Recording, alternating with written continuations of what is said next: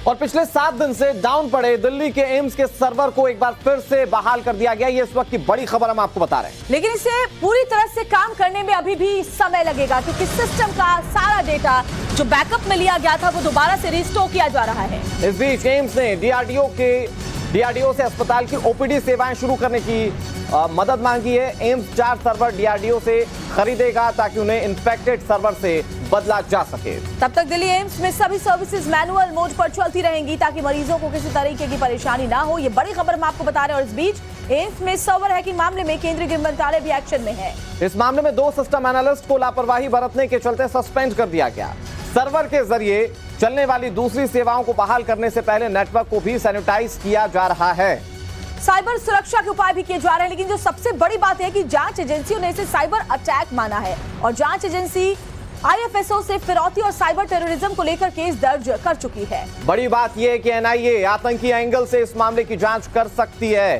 कहीं कोई इसके पीछे आतंकी संगठन तो जुड़ा हुआ नहीं है, क्योंकि एम्स के अंदर बड़े बड़े प्रतिष्ठित लोग जो हैं वो अपना इलाज करवाते हैं, उनका डेटा यहां पर सिक्योर रहता है। तो उस थ्रेट के लिहाज से भी तमाम दूसरे पहलुओं से जांच इस मामले में की जा रही है। तो बड़ी खबर आपको बता दें कि देखिए 3 तस्वीरें हैं। एम्स का सर्वर हालांकि बहाल हो गया है, लेकिन सब कुछ वापस रिस्टोर करने में भी वक्त लगेगा। डीआरडीओ से नए सर्वर मांगे गए एम्स की तरफ से, और इसमें किस तरीके से हैकिंग की गई, इसके पीछे कौन है, ये तमाम जांच एजेंसी आप खंगालेंगी। लेकिन सवाल बड़े उठ रहे हैं कि आखिर क्या मकसद था और कौन लोग इसके पीछे थे।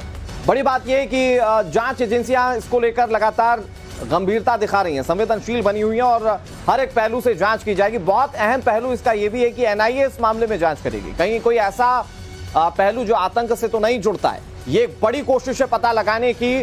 कब तक इस पर कुछ साफ हो पाएगा ये बड़ा सवाल है, लेकिन व्यवस्थाओं को शुरू किया जा रहा है। धीरे धीरे तमाम व्यवस्थाएं जो है वो पहले की तरह की जा रही है। इसके लिए डीआरडीओ की मदद भी एम्स प्रशासन की ओर से मांगी गई है। बिल्कुल, और सबसे बड़ी बात है कि ये साइबर अटैक किस तरीके से हुआ और इसका क्या असर हुआ, चलिए वो आपको बता देते हैं।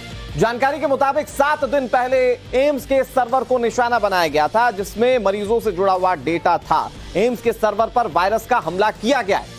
बिल्कुल, तो यानी मरीजों का जो डेटा होता है, क्योंकि अनुराग पूरे देश से मरीज यहाँ पर आते हैं, उनका डेटा मौजूद होता है एम्स के सर्वर पर।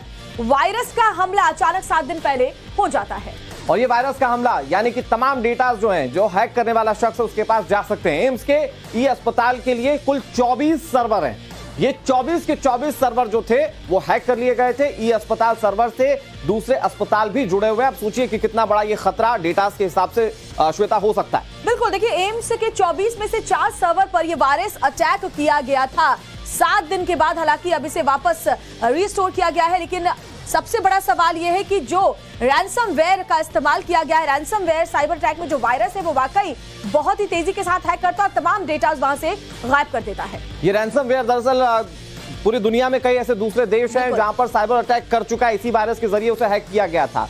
प्राइमरी और सेकेंडरी सर्वर में वायरस बरामद हुए हैं, यानी कि ये बात तो साफ हो चुकी है कि यहां पर सर्वर को हैक किया गया था। 4 सर्वर हैक किए गए थे। लेबोरेटरी सिस्टम में भी साइबर अटैक हुआ है, यानी कि लेबोरेटरीज के अंदर भी जो डेटा रखे जाते हैं उसे भी हैक कर लिया गया था। बिल्कुल, देखिए ये साइबर जो अटैक हुआ वर्चुअल सर्वर तक इस वायरस ने घुसपैठ किया। रैंसमवेयर ने वर्चुअल सर्वर तक अटैक किया। इसका सीधा सीधा मतलब है कि इसका जो लिंक है वो कहां तक पहुंच सकता है, इसकी जांच अब आगे की जाएगी।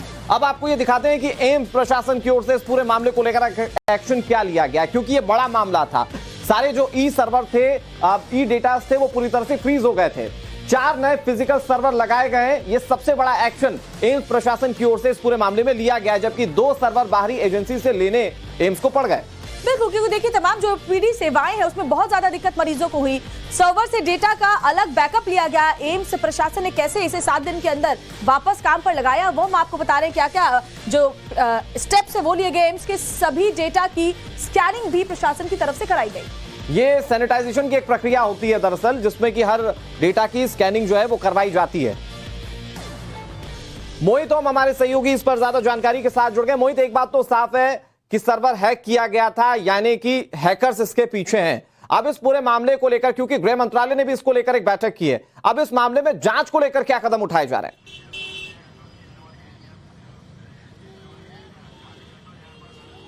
देखिए, अगर जांच की बात करें तो एम्स के 2 सिस्टम एनालिसिस्ट को हिरासत में लिया गया है, यहाँ से सस्पेंड किया गया है, उनसे एनआईए पूछताछ करेगी, क्योंकि कहीं ना कहीं इसमें टेरर एंगल की बात निकल के सामने आ रही है। जिस तरीके से एम्स में 5000 कंप्यूटर का एक पूरा जाल है, उनको एक तरीके से कैद कर देना एक साइबर अटैक के जरिए, अपने में एक बड़ा साइबर अटैक था। 23 नवंबर की बात है जब सुबह 6:45 बजे करीब अटैक हुआ था, और उसके बाद एम्स में जो सर्विसेज थी वो कहीं ना कहीं ठप होती हुई नजर आई हैं। फिलहाल यहाँ पर अब जो इमरजेंसी है या ओपीडी सेवाएं, वहां पे मैनुअल सर्विस बहाल की गई है, और जो डाटा है उसको रिस्टोरिंग और क्लीनिंग का काम चल रहा है। एम्स की तरफ से सभी विभागों के अध्यक्ष हेड जो है उनको ये आदेश दिया गया कि अपने कंप्यूटर्स का डाटा जो है हार्ड डिस्क के अंदर ट्रांसफर करें, क्योंकि जिस तरीके का अटैक है उससे कहीं ना कहीं जो 4 करोड़ मरीजों का डाटा है उसको जाने का खतरा है। इसमें ना सिर्फ आम मरीज है बल्कि बड़े बड़े मंत्री हैं, राजनेता है, पूर्व प्रधानमंत्री है, सबसे बड़ा सवाल है शामिल है। तो इससे कहीं ना कहीं बड़ी साजिश का खुलासा हो सकता है, की तरफ इशारा कर रहा है कि कई बड़ी साजिश है जो साइबर अटैक करके लोगों का डाटा चोरी करने की जो एक कवायद की गई है, इसलिए इसमें एनआईए का अब जांच शुरू हुई है।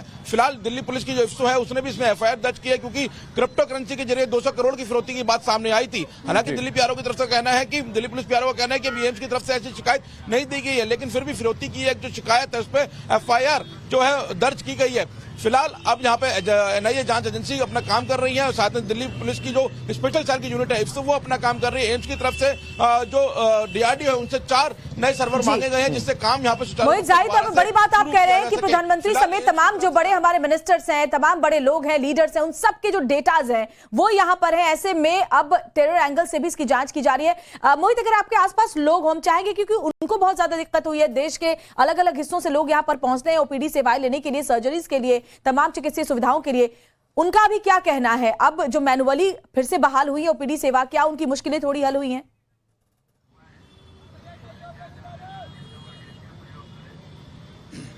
मैं लोगों से बात करने की कोशिश करता हूँ। आप यहाँ पे इलाज कराने के लिए आए थे जी? क्या अभी सेवा यहाँ बहाल हो गई है दोबारा? हो गई है, जो सेवा हम लोग करा रहे हैं वो हो रही है मेरा जी। सिस्टम कंप्यूटराइज हो रहा है या मैनुअल तरीके से हो रहा है, हाथ से बना के? हाथ से तरीके से हो रहा है। अभी पिछले दिनों तकलीफ आई आप लोगों को? नहीं, अभी मेरे को अभी तकलीफ नहीं आई है, क्योंकि इसलिए कि जो मेरा काम हो रहा है अभी तो हो ही रहा हाथ से। आप भी इलाज करने के लिए आए थे यहाँ पर?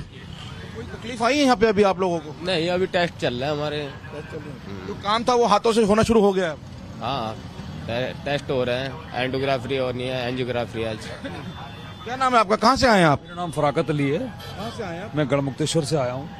तो अभी यहाँ पे कोई तकलीफ हो रही है, क्योंकि पिछले दिनों सर्विसेज जो ठप हुई थी वो अब उसका असर दिख रहा है यहाँ पे, या काम शुरू हो चुका है? नहीं, काम तो सारा चालू है, सारा उन्होंने हाथ से काम किया है सर, टोटल। तो देखिए, ये जो स्लिप्स हैं, जो पहले एम्स के जो कार्ड हैं, ये पहले डिजिटलाइज बनते थे, कंप्यूटर से बनते थे, लेकिन अब ये मैनुअल बन रहे हैं। यानी अब जो काम है वो तो यहाँ सुचारू रूप से शुरू कर दिया गया है, लेकिन जो कंप्यूटराइज काम होता था उसको होने में भी समय लग सकता है। डीआरडीओ से 4 सर्वर मांगे गए हैं। हालांकि एम्स की तरफ से अतिरिक्त जो स्टाफ है वो तैनात किया गया है, खासकर ओपीडी और इमरजेंसी सेवाओं के लिए। तो अब देखना है कि जो डाटा रिस्टोर और क्लीनिंग का काम है वो कब तक पूरा होता है, और कब तक जो जहाँ 5000 कंप्यूटर जो है एम्स के, वो दोबारा से अपना सुचारू काम शुरू कर सकते हैं। अच्छा मोहित, ये भी बताइए, क्योंकि अभी मैनुअली काम तो शुरू कर दिया गया, जिसकी सबसे ज्यादा जरूरत एम्स में नजर आती थी, लेकिन मैनुअली डाटा और फिर जब ई डेटा को पूरी तरह से एम्स मेंटेन कर लेगा, तो दोनों को कंबाइन कैसे किया जाएगा? क्या इसको लेकर भी एम्स प्रशासन की कोई तैयारी है?